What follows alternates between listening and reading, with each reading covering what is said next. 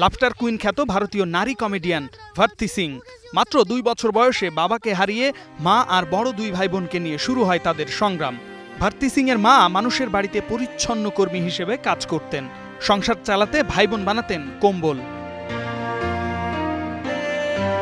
কাজ শেষে মানুষের বাসা বাড়ি থেকে তাদের মা যে খাবার নিয়ে আসতেন সেটি ছিল ভারতী আর তার ভাই বোনের একমাত্র ভরসা। তবে এত অভাবের ভেতরেও পড়াশোনা ছাড়েননি ভারতী। একই সাথে মনের খোরাক কমেডি শো আর থিয়েটারেও কাজ করেছেন সমান তালে। ভারতবাসী তার স্ট্যান্ড আপ কমেডির এই দক্ষতার পরিচয় পায় টিভি শো কমেডি সার্কাসে। শোয়ের সাথে জনপ্রিয়তা পান তিনিও। এরপর একে একে ড্যান্স দিওয়ানা সিজন 3, হুনারবাজ দেশ কিষান, সারেগামাপা লিল চ্যাম্পস সিজন 9 ও লাফটার শেফসের মতো রিয়েলিটি শোয়ের উপস্থাপনা করেন ভারতী সিং।